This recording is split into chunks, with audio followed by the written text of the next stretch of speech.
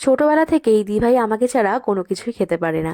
তো লাস্ট 24 তারিখ ওরা এসেছিলো আমাদের বাড়িতে, তার আগের দিন ওরা কেক কাট করেছিল, আর ওর ভাগে থেকে আমার জন্য দেখো কতটা কেক নিয়ে এসছে এই পাগলি। তো এই কেকটা খেতে আমি খুব ভালোবাসি, সেই জন্য ও আনতে কিন্তু একদমই ভোলেনি। আর এদিকে দেখো দিভাই কিন্তু একদমই এসে তার ভাইয়ের বিছানা করতে লেগে পড়েছে। তারপর সন্ধেবেলা আমরা একটু বেরিয়েছিলাম কিছু কেনাকাটা করার জন্য, স্পেশালি দিভাইয়ের কেনাকাটা করার ছিল, আমি ওদের সাথে গেছিলাম। আর এই রাস্তায় দাঁড়িয়ে ফুচকা কিন্তু আমি প্রায় 1 বছর পর খেলাম। তারপর আমরা বাড়ি চলে আসি, আর এসেই গুনগুন কিন্তু একদম লক্ষ্মী মেয়ের মতো অনলাইনে যোগা ক্লাস করতে বসে পড়েছে, তোমরা দেখতেই পাচ্ছ। তারপরের দিন সকালবেলা ও বসে পড়েছে সমস্ত গিফট নিয়ে, যেগুলো ওকে স্যান্টা রাতে দিয়েছিল।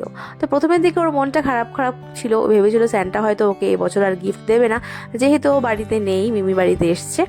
কিন্তু না, কিছুক্ষণ পরেই কিন্তু ও সব গিফট পেয়ে যায়, এবং সকালবেলা উঠে সবাইকে ভীষণ খুশির সাথে দেখাচ্ছিল এই গিফটগুলো। তারপর আমরা একটু খেয়ে নিলাম চা। আমি তো দুধ চা খাই না, তবে দিভাই এলেই আমার সকাল সকাল দুধ চাটা খাওয়া হয়। তো তারপর দেখো এই যে ওরও দুধ চা লাগবে, কারণ ও দুধ খাবে না, আমাদের সাথে ওরও চা খেতে হবে। সকালবেলার চা, এটা চা। তুমি চা খাচ্ছ কেন? তুমি না বাচ্চা মেয়ে। আরে আজকে চা খেতে আমার খুব ইচ্ছা করেছে, ওই জন্য চা খা। আর আমার দুধ চালে অ্যাসিড হয়, ওই জন্য আজকে ফার্স্ট টাইম আমাকে দিয়েছে। ফ্যানটা তো জয়নগরের মোয়া দিয়েছে, দেখি সত্যি সত্যি নাকি। ও বাবা, তাই তো, ফ্যানটা আবার মোয়াও দেয় নাকি, জানতামই না। এবারে চলে এলাম কিচেনে, কারণ চিকেনটা আজকে আমিই করব। গুনগুন অনেকদিন থেকে আমার হাতে চিকেন খায় না, সেজন্য ভাবলাম চিকেনটা আমি রান্না করি। তো দেখো এখানে প্রথমে আমি চিকেনটাকে ম্যারিনেট করে রেখেছি নুন, হলুদ, সামান্য পরিমাণে কাঁচা তেল আর দই দিয়ে। আর এদিকে দেখো ফোড়নে দিয়ে দিলাম গোটা গরম মশলা, গোটা জিরে, শুকনো লঙ্কা, তেজপাতা। আর আগে থেকেই পেঁয়াজ, রসুন, আদা, শুকনো লঙ্কা আর টমেটোটাকে আমি ভালোভাবে কিন্তু ভেজে নিয়েছিলাম, এবং এটাকে পেস্ট করে নিয়েছি। তো দেখো এই মশলাটা দিয়ে দিলাম, তারপর কিছুক্ষণ নেড়ে চেড়ে এরপর একে একে দিয়ে দেবো পরিমাণ মতো হলুদ গুঁড়ো, লঙ্কা গুঁড়ো, স্বাদ মতো নুন, আর ধনে গুঁড়ো, জিরে গুঁড়ো, আর অবশ্যই সামান্য পরিমাণে চিনি। তো তোমরা যারা চিনি পছন্দ করো না তারা অবশ্যই অ্যাভয়েড করতে পারো। আমি যেহেতু সব রান্নাতে একটু করে চিনি অ্যাড করি ব্যালেন্স করার জন্য, সেজন্য এটাতে চিনি দিলাম। তো এরপর তেল ছেড়ে আসার পর কিন্তু একে একে এই চিকেনগুলোকে দিয়ে দিলাম। তো এরপর ভালোভাবে কিন্তু সমস্ত মশলার সাথে চিকেনগুলোকে কষিয়ে নিতে হবে, আর অবশ্যই ফ্লেমটাকে হাইতে রাখবে। তো তোমরা কিন্তু এভাবে চিকেন করে একবার খেতেই পারো, ভীষণই ভালো হয় খেতে। তো এই দেখো প্রায় কষানো কিন্তু কমপ্লিট। তো তারপর আমি দিয়ে দিলাম গরম করে রাখা জল। তো খুব বেশি ঝোল ঝোল করবো না, এটা একটু মাখা মাখাই হবে।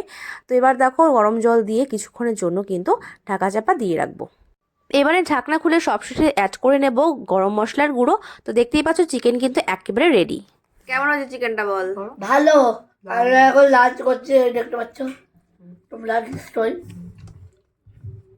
দেখো আর লেগ পিসটা এদিকে উকি মারছে। খাওয়া হয়ে গেছে। ঝাল হয়নি তো বেশি? ঠিকঠাক? ঠিক আছে, খেয়ে নাও, কমপ্লিট করো। তো তোমরা তো গুনগুনের মুখ থেকেই শুনলে ও ভীষণ ভালো খেয়েছে, আর চিকেনটা সত্যি কথা বলতে খুব ভালোও হয়েছিল।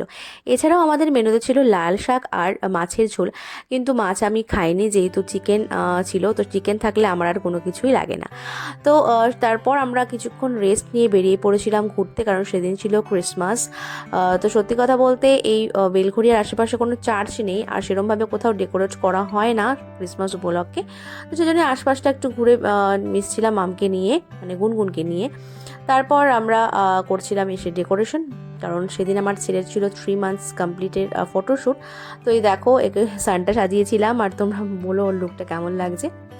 তো যাই হোক, ব্লগটা তোমাদের কেমন লাগলো অবশ্যই কমেন্ট করে জানিও, ভালো লাগলে লাইক কমেন্ট করতে ভুলো না। দেখা হচ্ছে নেক্সট ব্লগ, ততক্ষণের জন্য tata, bye bye, good night and take care.